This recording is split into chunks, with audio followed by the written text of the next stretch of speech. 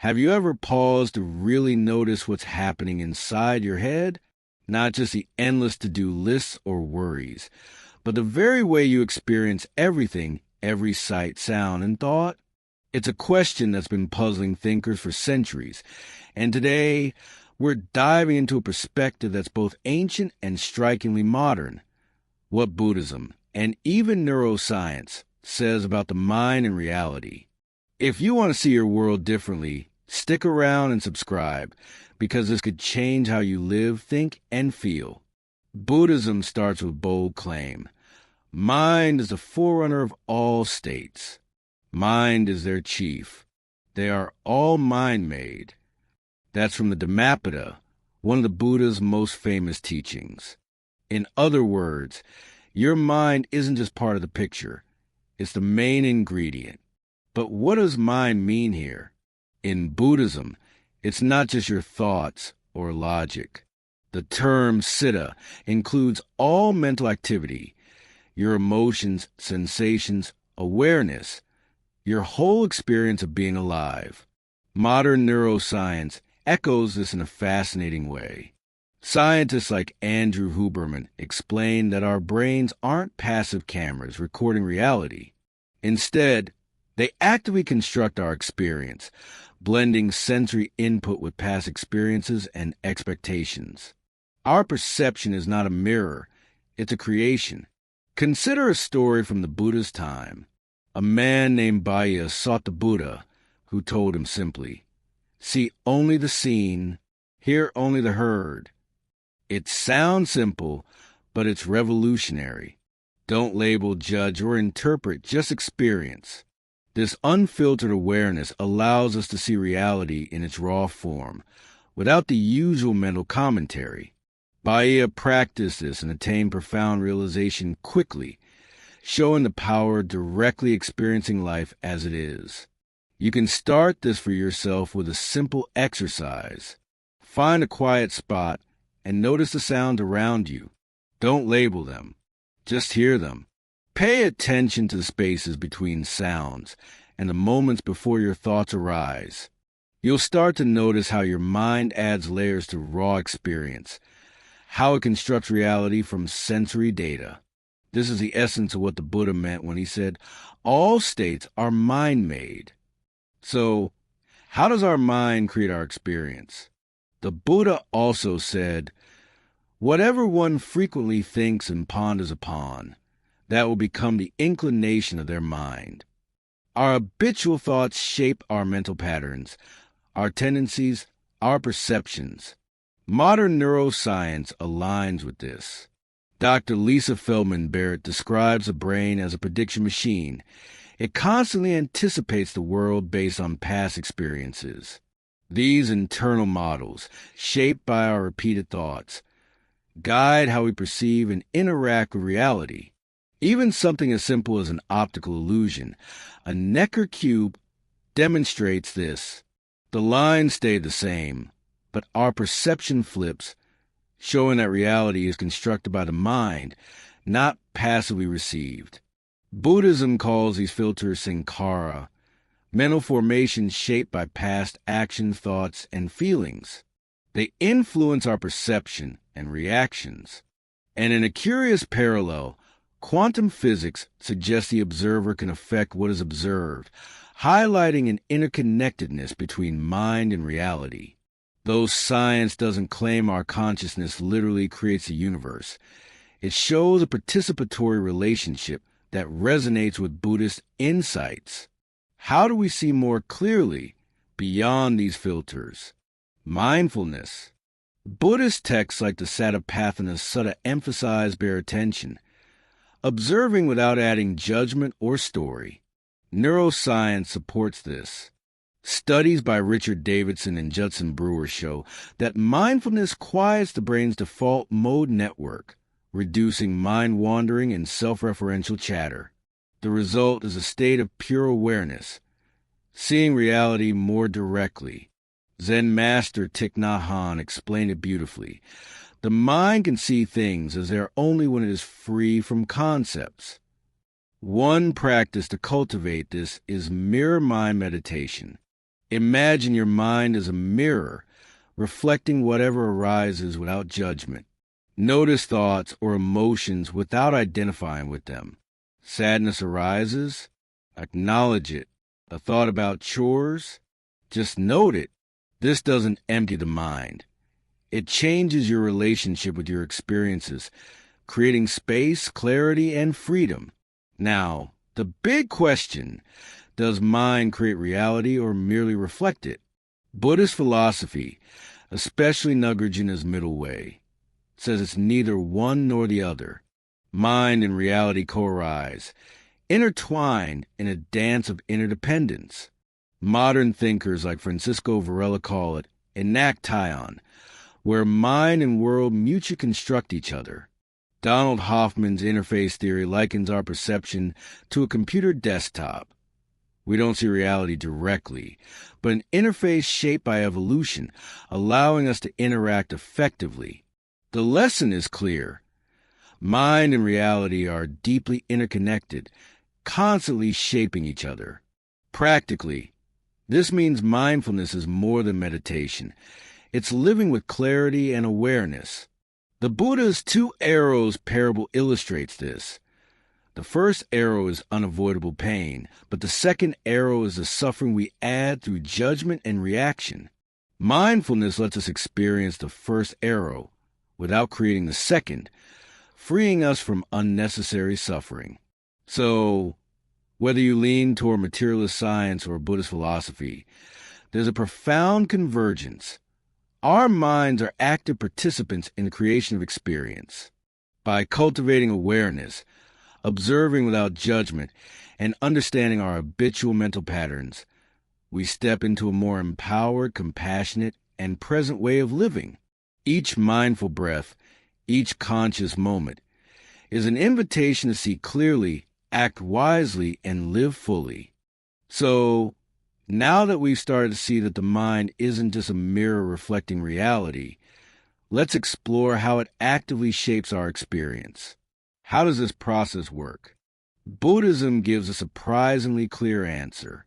In the Samyutta Nikaya, the Buddha said, "Whatever one frequently thinks and ponders upon, that will become the inclination of their mind." Think about that. The thoughts you habitually dwell on don't just float by. They carve grooves in your consciousness. They become patterns, tendencies, almost like mental highways that your mind travels again and again. Over time, these patterns form a lens through which you perceive the world. Modern neuroscience offers a strikingly similar perspective. Dr. Lisa Feldman Barrett, a leading researcher on emotions, describes the brain as a prediction machine. It doesn't passively respond to reality. It anticipates it, constantly simulating what it expects to happen next. And those simulations are built from your past experiences, your habits, and yes, those recurring thoughts the Buddha spoke of. Your brain is running an internal model of the world, and that model colors everything you see, hear, and feel. Every perception is filtered through it, every reaction guided by it. The Buddhist term sankhara, often translated as mental formations, describes these filters perfectly. Sankharas are the accumulated imprints of past actions, thoughts, and emotions. They shape how you react, what you notice, what you ignore. Imagine looking at a forest. Someone with mind habituated to noticing danger might see thorns and shadows. Someone with a mind trained in curiosity might see patterns in the leaves or the sound of birds. The raw data, the forest itself, doesn't change, but the mind's habitual patterns create the experience. Even in physics, we see echoes of this.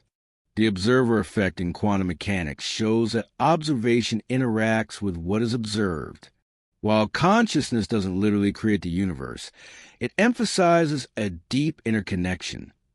The observer and the observed are intertwined. Physicist Henry Stapp explored this in depth, showing that the choices an experimenter makes about what to observe can influence outcomes. It's a subtle but profound hint that reality and mind are not entirely separate. Here's a more tangible example you can try at home. Take the Necker cube, a simple optical illusion. Stare at the cube, and you'll notice something strange. Your perception flips. Sometimes it looks like it's facing up, sometimes down. The lines themselves never change. What changes is your mind's interpretation. Your perception is not a passive snapshot of the world. It's an active construction. The grooves of your mind, your prior experiences, your expectations, all of them determine what you see in any given moment. Recognizing this gives us a powerful insight. Our minds aren't neutral spectators. They are creators of experience, sculpting the world through thoughts, expectations, and habitual patterns. But here's the hopeful part. If our mind can shape reality, then we can also reshape our minds. The Buddha didn't just describe this process. He offered a practical path to skillfully work with it. By cultivating mindfulness, by observing thoughts and emotions without getting swept away, we can gradually loosen the hold of these automatic patterns. It's worth noting that modern science is catching up with this ancient wisdom. Studies show that mindfulness practices can actually change the structure and function of the brain. Neural pathways associated with attention, emotion regulation, and self-awareness become stronger. Our habitual reactions, the grooves in our consciousness, can be softened, reshaped, or even replaced. This is why the Buddha emphasized repeated practice. Just as repeated thoughts create mental inclinations, repeated awareness and attention can transform them. And it's not just theory. You can observe it in everyday life. Think of a situation that usually triggers frustration. Maybe someone cuts you off in traffic, or a colleague interrupts your work. Notice your first reaction: irritation, anger, impatience. That's the mind acting on habit. Now, try to step back and watch that reaction as it arises without judgment. Acknowledge it and let it pass. Even briefly practicing this creates a crack in the habitual groove, a tiny shift in how you relate to the world. Over time, these small shifts accumulate, reshaping your experience of reality itself. So, the takeaway here is both simple and profound. Our minds are active participants in constructing experience. Thoughts, habits, and past impressions shape how we perceive the world. But with awareness, we can change those patterns. By understanding and observing the mechanisms of our mind, we gain the power to influence how life shows up for us. This is a foundation of the second part of our journey, recognizing that the mind isn't just reflecting reality, it's continuously weaving it, and that opens the door to the next step. Learning to see things more clearly, beyond the habitual filters, closer to what's actually happening in the moment. That's where the practice of mindfulness and meditation comes in, helping us step out of grooves and witness reality with fresh eyes. Now that we've seen how our minds actively shape experience, filtering the world through past habits and patterns, the question becomes, how can we step beyond these filters? How can we see reality more clearly, more directly, as it truly is? Buddhism offers a powerful answer: mindfulness. At its core, mindfulness is about paying attention, really paying attention, to the present moment without the layers of judgment, interpretation, or story that our minds usually add. The Satipatthana Sutta, one of the foundational Buddhist texts on mindfulness, talks about bare attention. It's simple but profound. When seeing, just see. When hearing, just hear. When feeling, just feel. It doesn't mean suppressing thoughts or emotions. It doesn't mean trying to empty your mind. Instead, it's about noticing them as passing phenomena, thoughts, emotions, sensations, without getting pulled into them. You observe them, acknowledge them, and let them flow. This shift changes everything. Modern neuroscience provides fascinating evidence for why this works. Dr. Richard Davidson has studied meditation extensively and found that mindfulness can cultivate a state often described as pure awareness. This is a place where the world is experienced directly, without the overlay of mental commentary, judgment, or preconception. It's a kind of mental clarity that allows you to see what's happening moment by moment as it is. Dr. Judson Brewer's work adds another layer to this understanding. He studies the brain's default mode network, or DMN, which is most active when we're daydreaming, ruminating, or lost in self-focused thought. Experienced meditators show decreased DMN activity, which correlates with a quieter mind and greater presence. In other words, mindfulness helps us reduce the constant chatter of the thinking mind, making space for direct experience. It's not just relaxation. It's a reorientation of how we inhabit reality. Zen master Thich Nhat Hanh put it beautifully. The mind can see things as they are only when it is free from concepts. Our labels, judgments, and mental categories distort perception. They act like filters between us and the raw reality of the present moment. The more we cling to them, the more our experience is colored by past conditioning. But when we let go, even for brief moments, clarity emerges naturally. One practice that illustrates this is called mirror mind meditation. Imagine your mind as a mirror. A mirror reflects whatever is in front of it without judgment, without clinging, without rejecting. In this meditation, you practice observing your thoughts, emotions, and sensations in the same way. Notice them arising, but don't attach a story to them. Feeling sadness? Acknowledge it. Sadness is arising. A thought about a task or worry. Just note it. A thought is arising. You're not trying to control your mind. You're changing your relationship with it. Over time, this practice cultivates a sense of spaciousness. Thoughts and emotions no longer dominate or dictate experience. They become passing phenomena, like clouds drifting across the sky. This creates freedom, clarity, and perspective. You start to notice patterns in your mind rather than being trapped in them. You begin to see how your habitual reactions color your perception and shape your reality. Mindfulness isn't just about meditation on a cushion. It's about living with attention in everyday life. Walking, eating, listening, or speaking. Each moment becomes an opportunity to observe without automatic judgment. This daily practice strengthens the mind's capacity to see clearly and respond skillfully, rather than reacting out of habit. Even small moments of awareness can ripple outward, changing your experience of life in subtle but profound ways. Science also supports this ripple effect. Long-term mindfulness practice has been shown to change neural structures related to attention, emotional regulation, and self-awareness. It's not magic. It's neuroplasticity in action.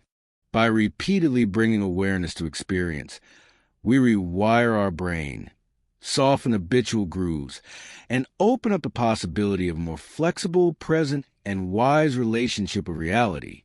The essence here is simple yet transformative.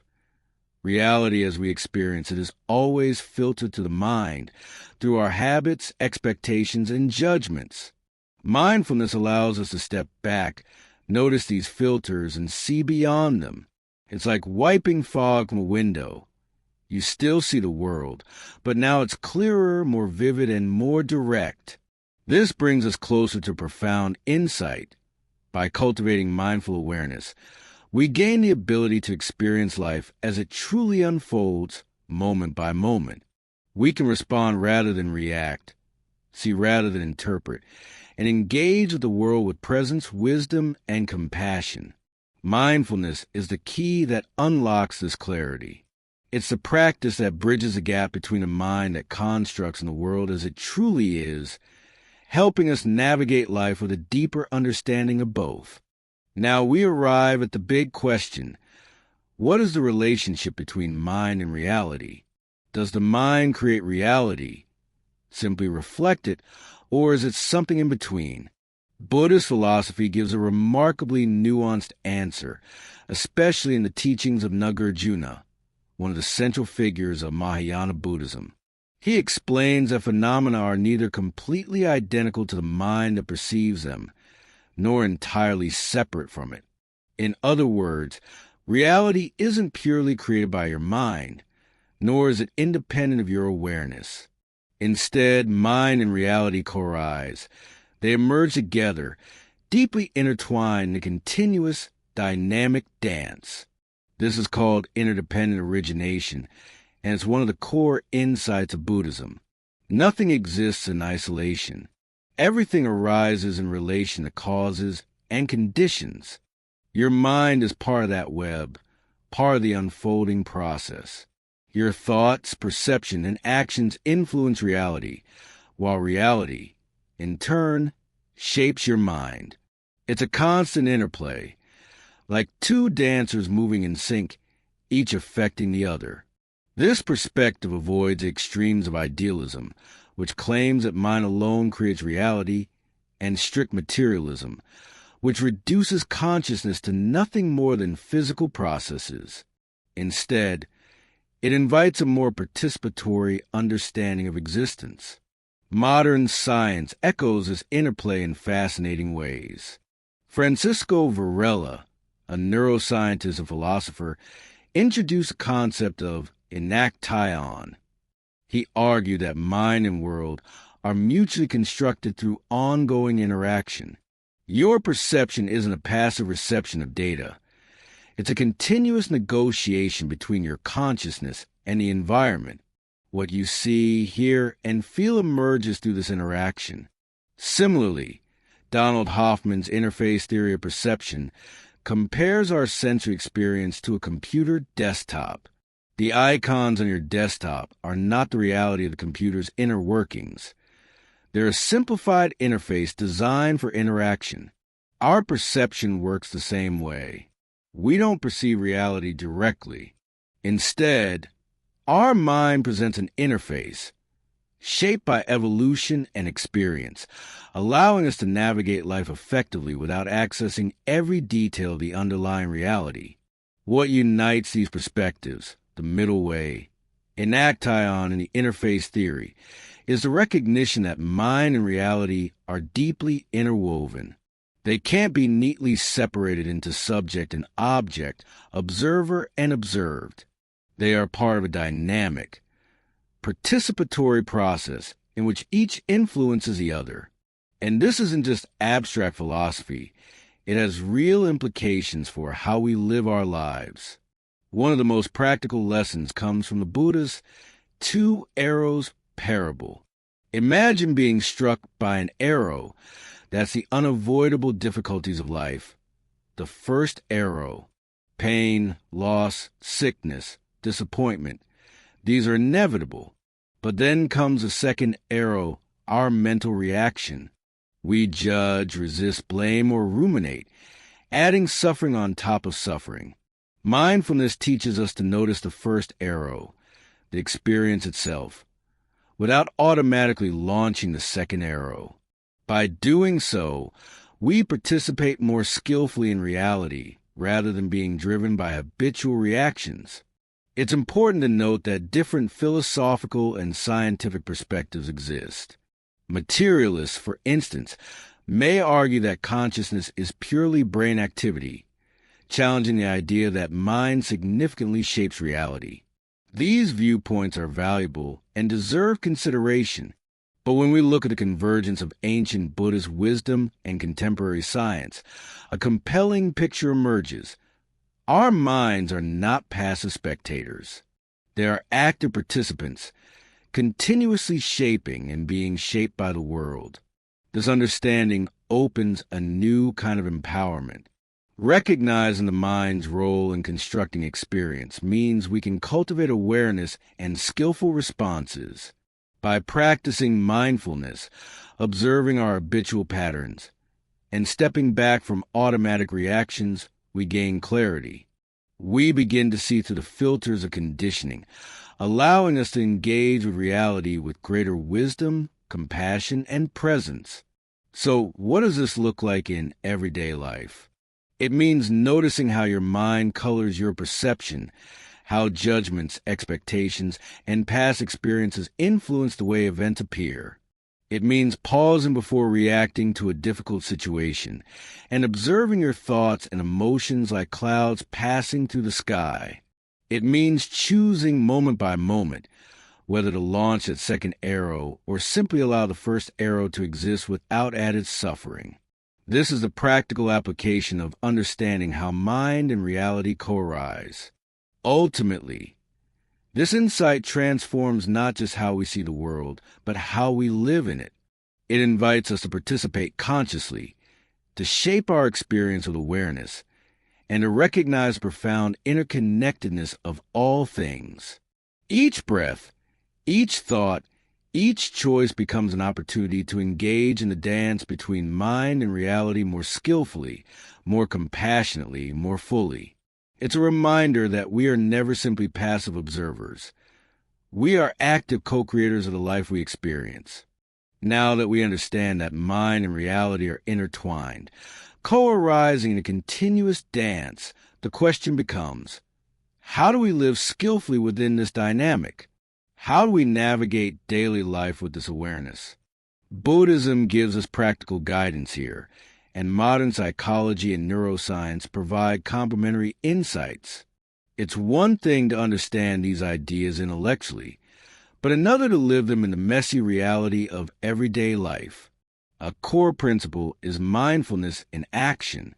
We've talked about seeing thoughts and sensations clearly, without judgment. Now, the challenge is extending that awareness into every aspect of life: work, relationships, even moments of conflict or stress. Imagine feeling anger rising. Typically, we react automatically, snap at someone, stew in resentment, or feel guilt afterward. But with mindful awareness, we notice the sensation of anger as it arises. We can label it, "Anger is here," without automatically acting on it. That small pause opens a space where choice becomes possible. We can respond rather than react. This is where the Buddhist teachings about habitual mental formations, or sankharas, become practical. These are patterns created by repeated thoughts and reactions over time. When we practice mindfulness, we gradually loosen these patterns. They no longer dictate our responses automatically. Instead, we cultivate flexibility, a freedom to engage with reality as it unfolds, moment by moment, rather than being trapped by the past. Science confirms this. Research shows that mindfulness training can change the brain's structure and function, particularly in areas related to attention, emotional regulation, and self-awareness. Neural pathways strengthen for present moment awareness, while those associated with reactive patterns weaken. In other words, mindfulness literally rewires the brain, supporting our ability to live more skillfully. There's also a powerful metaphor in the Buddha's teachings: the river. Think of your mind like water flowing in a riverbed. Past experiences, habit, and expectations shape the course of the river, creating currents and eddies. Mindfulness is like stepping back and observing the flow, sometimes even gently adjusting the course. You don't stop the river, but you learn to navigate it skillfully, avoiding obstacles, reducing turbulence, and moving with clarity. Another practical technique is what some teachers call noting or labeling. As thoughts, emotions, or sensations arise, you briefly note them: thinking, anger, joy, pain. This simple act separates you from automatic identification with them. Instead of becoming your anger or worry, you observe it, like watching clouds move across the sky. It creates space for awareness, choice, and a sense of calm. But mindful living isn't only about managing negative emotions. It's also about fully experiencing positive ones. happiness, awe, gratitude. These arise in the moment, often unnoticed because the mind is elsewhere planning, judging, or ruminating. Mindfulness allows us to savor these experiences, to inhabit them fully, which amplifies joy and deepens appreciation for life. Even in relationships, mindfulness transforms how we interact. When we listen with full attention, without immediately judging or planning a response, we begin to understand others more clearly. Conflict becomes opportunities to practice presence, patience, and compassion rather than automatic reactions. Awareness becomes a bridge, connecting inner clarity with outer action. The Buddha also emphasized balance. We are not called to withdraw from life or avoid challenges. The middle way encourages engagement with the world, tempered by wisdom and compassion. Mindfulness is a tool that allows us to navigate life's complexity without being overwhelmed by it. It helps us see clearly where suffering arises, from the world itself or from our reactions to it, and respond in a skillful, measured way. Ultimately, Part 5 is about bringing the theory into practice. Mind and reality co-arise, and we are active participants in this unfolding. Through mindfulness, observation, and conscious choice, we step out of automatic patterns, reduce unnecessary suffering, and open space for wisdom and compassion. Each moment becomes a laboratory, each breath a practice, each interaction a chance to live fully aware. By cultivating this awareness consistently, we learn to engage life with clarity and presence, seeing both the challenges and the beauty as they truly are. We begin to understand that suffering is not just about what happens to us, but about how we respond. And in that understanding lies profound freedom. The freedom to navigate life skillfully, to shape our experience consciously, and to embrace reality with open-hearted awareness. Now that we explored how mindfulness allows us to navigate life with clarity and presence, let's go deeper into the heart of our experience, our emotions and thoughts, and how they shape suffering. Buddhism teaches that much of our pain isn't caused by life itself, but by the way we engage with it. Think of it this way. A strong emotion arises, anger, fear, sadness, or jealousy, and automatically we add layers of story, judgment, and resistance. That's the second arrow the Buddha talked about, the unnecessary suffering we create on top of unavoidable events. Here's where mindfulness becomes transformative. By observing emotions as they arise, without immediately labeling them as good or bad, we create a space between stimulus and response. We notice fear is here, sadness is here, anger is here. That pause is critical. In that pause, choice emerges. We can react out of habit, or we can respond with awareness. Over time, practicing this rewires the mind. Neuroscience confirms this. Repeated mindful observation reduces the intensity of automatic emotional reactions, strengthens areas of the brain involved in regulation, and fosters emotional resilience. Buddhism also introduces a concept of impermanence, anicca. Every thought, every emotion, every sensation is transient.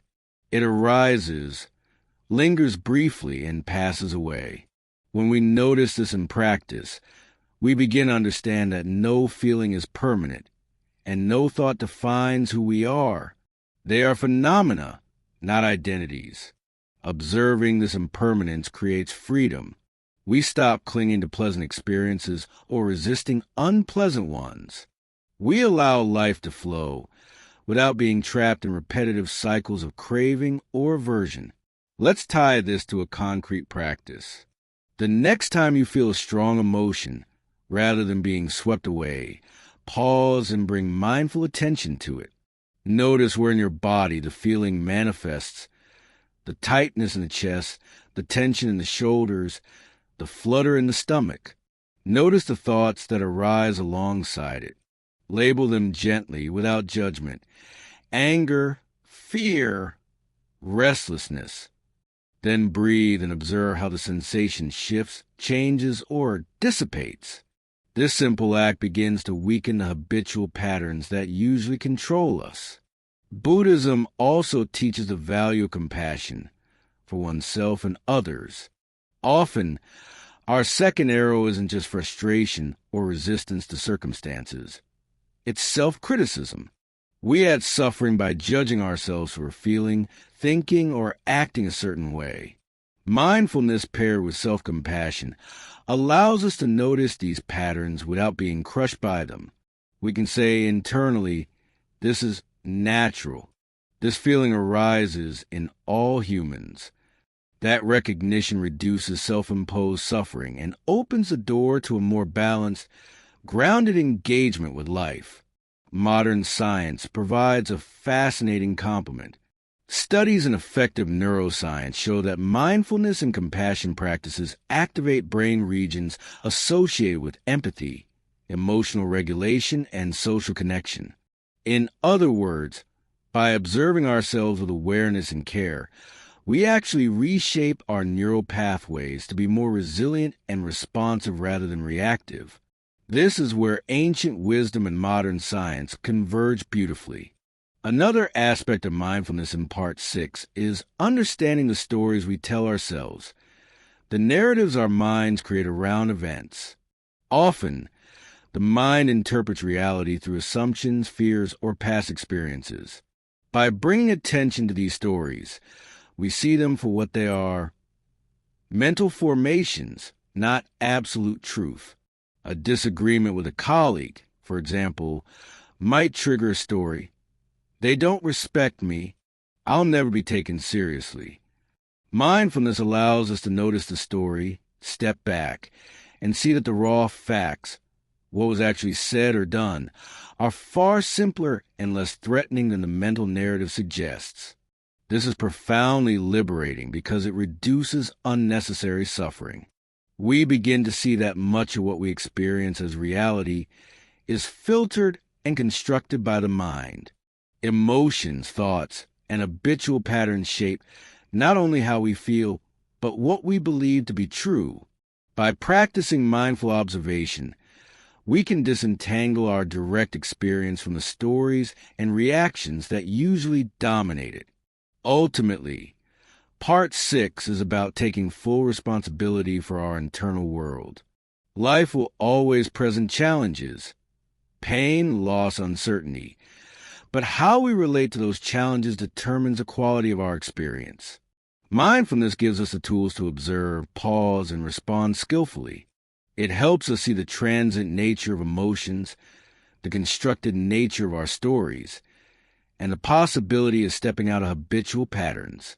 In this way, mindfulness transforms suffering from an automatic, overwhelming force into a teacher, guiding us toward awareness, clarity, and freedom. Each moment of mindful observation strengthens our ability to live fully, consciously, and with compassion. It's not just meditation on a cushion. It's a way of living, a lens through which we experience the world more authentically, directly, and wisely. As we move deeper, let's take a closer look at thoughts and perceptions themselves and how they shape the reality we experience. Up to this point, we've talked about mindfulness, emotions, and habitual patterns, but there's another layer that often goes unnoticed: the subtle mental lens through which we view every moment.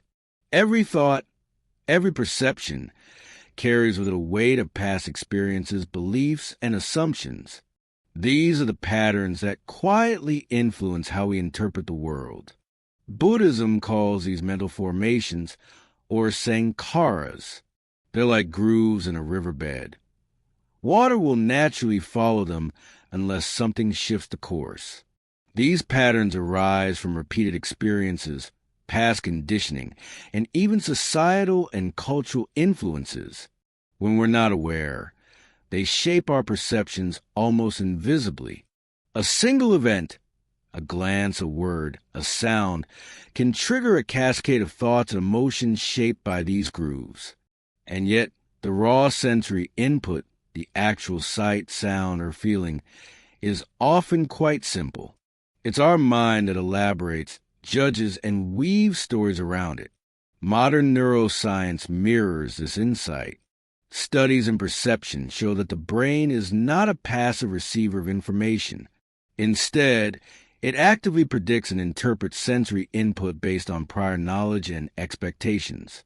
Dr. Chris Frith, in his book Making Up the Mind, describes how much of what we see is actually construction, a combination of sensory data and predictive modeling. Our brain fills in gaps, makes assumptions, and constantly updates its internal map of reality.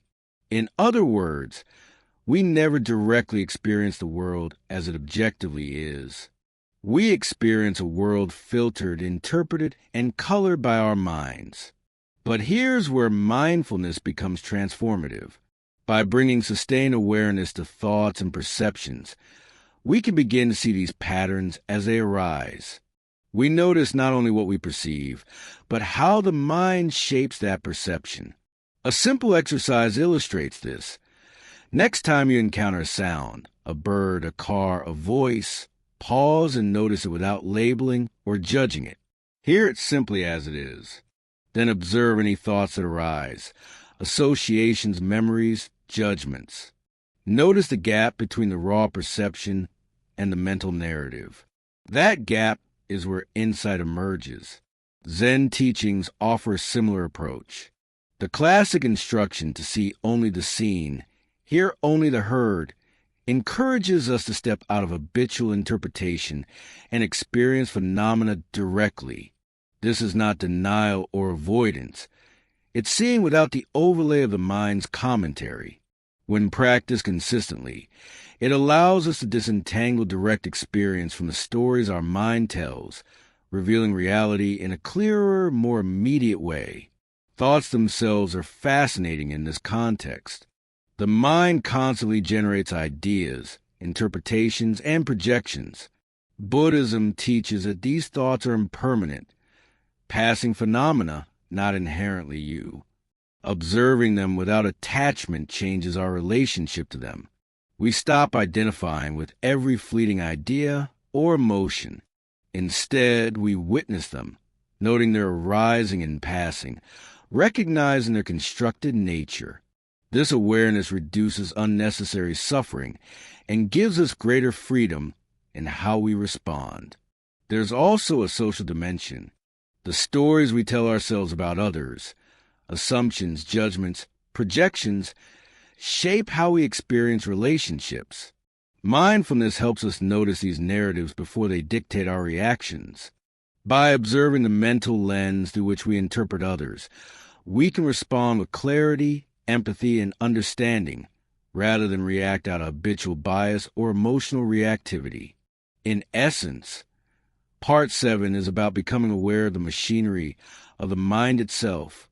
By seeing the patterns, the mental formations, and the predicted constructions that shape perception, we gain insight into the mind-made nature of experience. We learn that the reality we navigate is a combination of raw sensory data and the interpretive patterns of our consciousness. And that awareness is empowering. It gives us the ability to step out of automatic reactions, to choose skillful responses, and to engage with life more fully and authentically. Finally, this awareness connects back to the broader understanding we've been building. Mind and reality are intertwined. Our perceptions, thoughts, and emotional patterns don't exist in isolation. They continuously interact with the world. By observing the mind's activity, we start to see this dynamic dance more clearly, noticing how our inner world shapes and is shaped by the outer world. It's a living demonstration of the principle of co-arising, a vivid practical insight into how Buddhism and modern science converge. Now that we've explored how thoughts and perceptions shape our experience, it's time to bring all of this together and see how it plays out in our everyday lives. Part 8 is about integration. How understanding the mind's role in constructing reality allows us to live with clarity, wisdom, and compassion in a world that's constantly changing. Buddhism teaches that awareness is not just a meditation cushion practice. It's a way of being. Every interaction, every challenge, every fleeting thought is an opportunity to engage with life skillfully. Think back to the river metaphor. Life flows constantly, and our mind is the water. By cultivating mindful awareness, we learn to navigate that river, noticing the currents, observing the eddies, and responding with balance rather than being swept away. This principle applies to emotions, too. We talk about the first arrow and the second arrow. Life will always present moments of pain, disappointment, or loss. That's the first arrow, unavoidable. But much of the suffering we experience comes from the second arrow, our reactions, our judgments, our stories. Mindfulness allows us to step back and observe, so we can respond instead of reacting. We can acknowledge the first arrow without adding layers of unnecessary suffering. This doesn't make life painless, but it does make it clearer, more manageable, and ultimately more liberating. One practical tool for this is what some teachers call the pause and breathe method. When you notice a strong emotion, anger, frustration, fear, pause. Take a slow breath. Observe the sensation in your body. Notice the thoughts rising in response. Then allow yourself to respond consciously rather than automatically. Even a few seconds of mindful observation can transform how we engage with life. These small moments of presence accumulate over time, reshaping our habits and the way we experience reality. There's also a social dimension to this mindful engagement. Consider conflict in relationships. Most arguments are fueled not by the raw facts, but by mental interpretations, assumptions, and projections. By bringing mindful awareness into these interactions, we can notice our reactions and recognize the patterns of thought that usually escalate tension. Instead of reacting automatically, we create space for empathy, understanding, and skillful communication. This doesn't mean suppressing emotions or avoiding confrontation. It means engaging with awareness, seeing clearly what is happening, and responding in a way that is constructive rather than reactive. Science supports this approach as well. Neuroscientific research shows that mindfulness and compassion practices enhance connectivity in brain regions associated with emotional regulation, perspective taking, and social understanding. Practicing awareness changes not just how we feel internally, but also how we relate to others. We become less reactive, more patient, and more capable of engaging with life authentically. Buddhism also teaches impermanence as a guiding principle in integration. Every experience, pleasure, pain, success, failure, is transient. By deeply internalizing this, we stop clinging to moments or resisting them. Mindfulness allows us to witness this impermanence without judgment, appreciating the present as it is, and letting go when it passes. This helps us live with less attachment and more equanimity, seeing reality clearly without being trapped by desire or aversion. Another powerful practice at this stage is mindful action. It's about bringing awareness into what we do, moment by moment. Washing dishes, walking, speaking, or typing an email, any activity can become a meditation. When we act with presence, even ordinary tasks take on a new clarity. We notice the sensations, the movements, the thoughts that arise, and the ripple effect of our actions. Life itself becomes a laboratory for awareness. Ultimately, Part 8 is about full integration. We take the insights from mindfulness, the understanding of co-arising mind and reality, the awareness of habitual mental formations, and we apply them continuously. Life is not separated from practice. Practice is life. Every moment becomes a chance to step into awareness, respond skillfully, and engage with reality as it is, not as our mind automatically interprets it to be. This integration creates freedom. It's not about escaping difficulty, controlling every outcome, or achieving a perfect state of mind.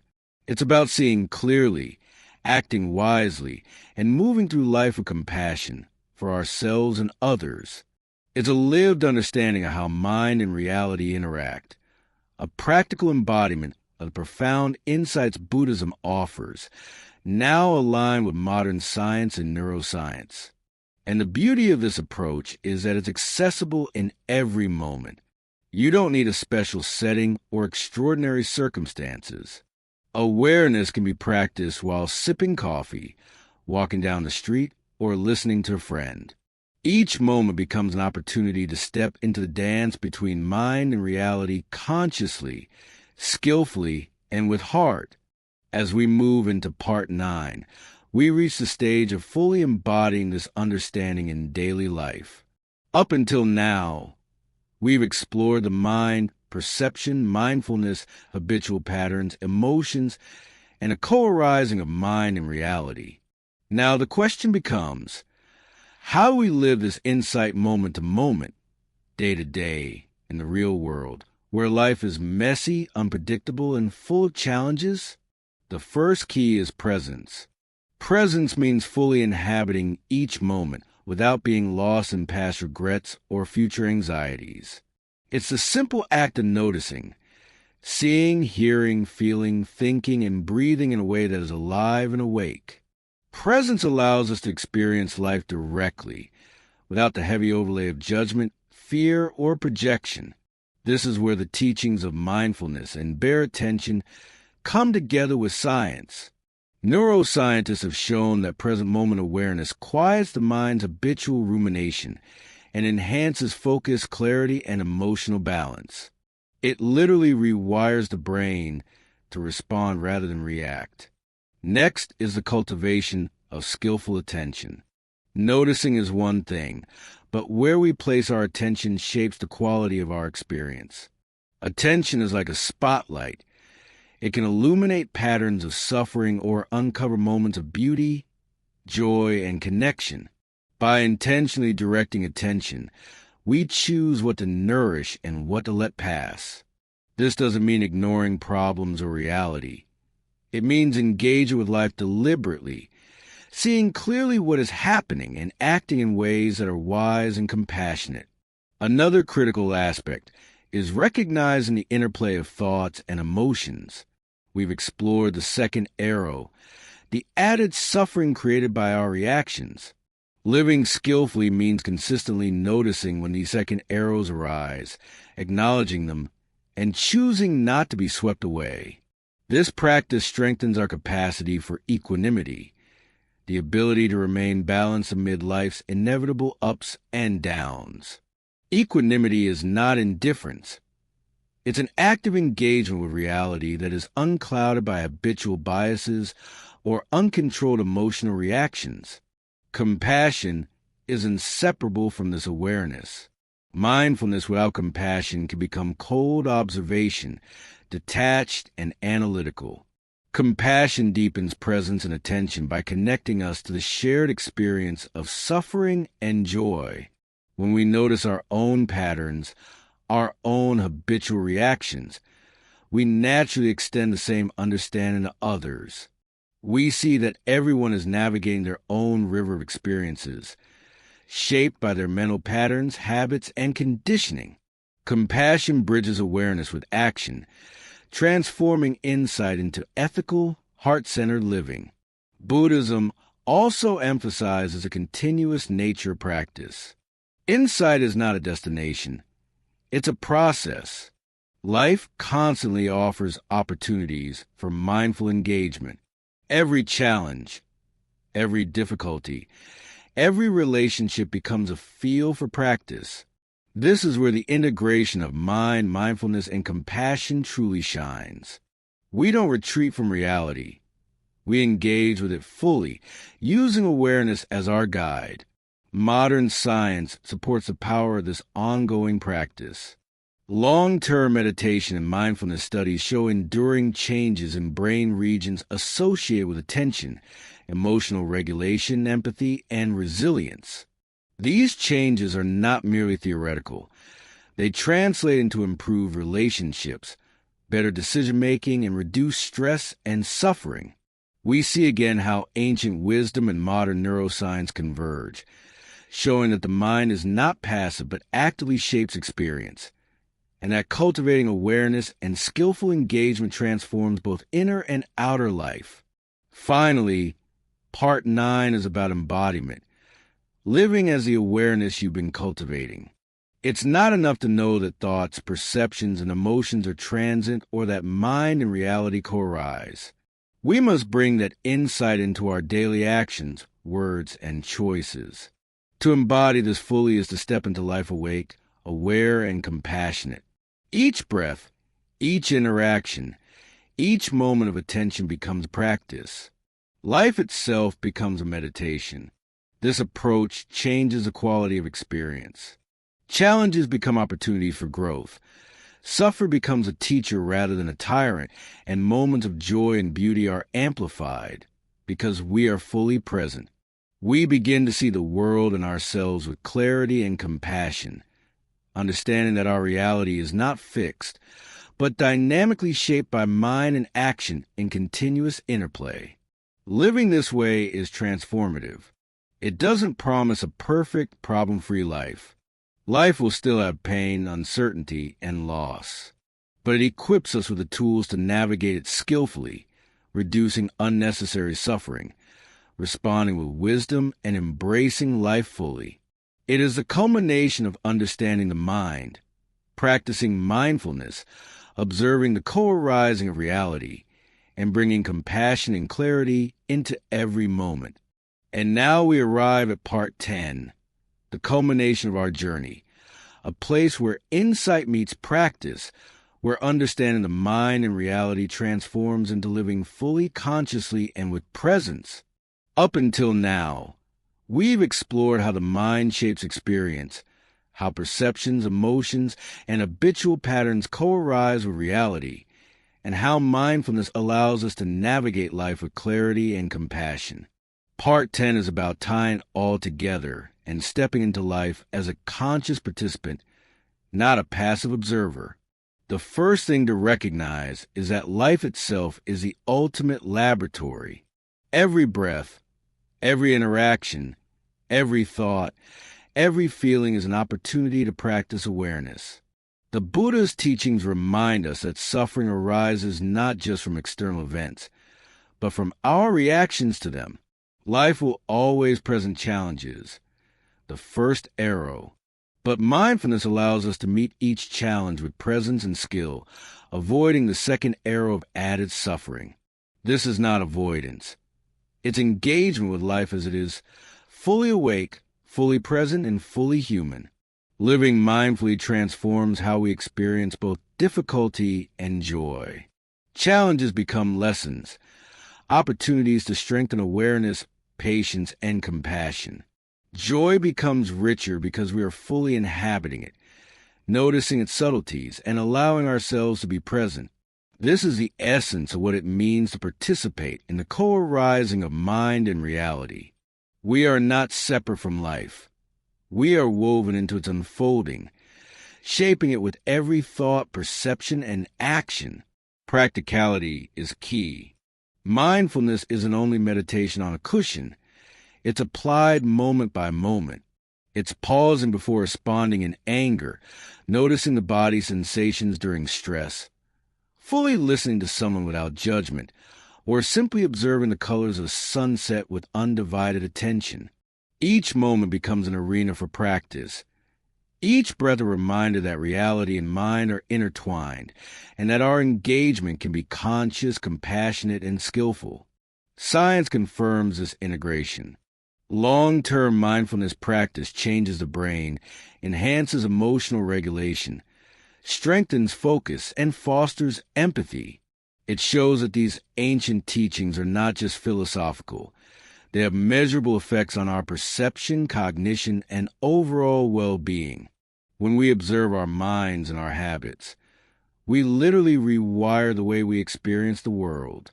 We see more clearly, respond more wisely, and live with a deeper sense of freedom. But beyond science and philosophy, there is the lived experience, the subtle yet profound sense of connection, clarity and presence that arises when we truly inhabit each moment.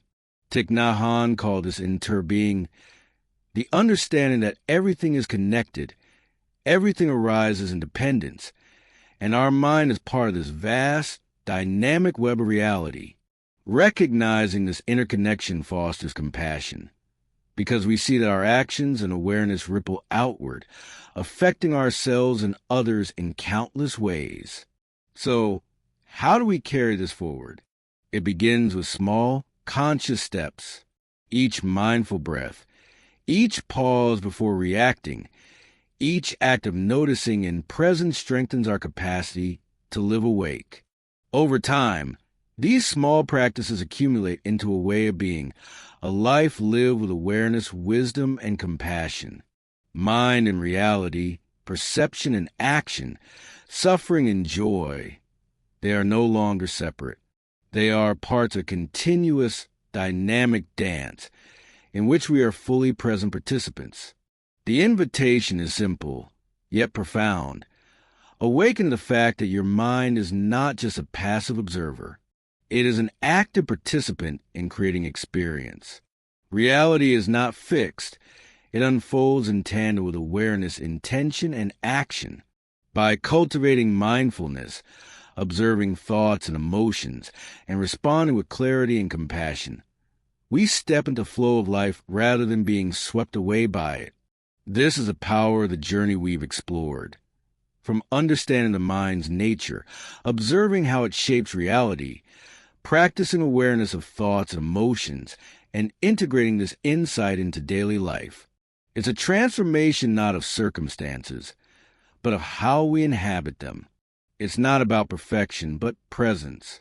Not about escaping life, but engaging it fully. Not about controlling everything, but responding skillfully with wisdom and heart. And so, it begins now, with your next breath, your next moment of awareness, your next conscious choice. Each moment offers the opportunity to see clearly, act wisely, and live fully. Mind and reality co-arise. Awareness shapes experience. Presence transforms life. Step into it, breathe into it, and let each moment be a practice of living awake, aware, and connected. This is the essence of the teaching. This is the invitation. To awaken, to observe, to participate fully in the dance of mind and reality, and to live with clarity, compassion, and freedom.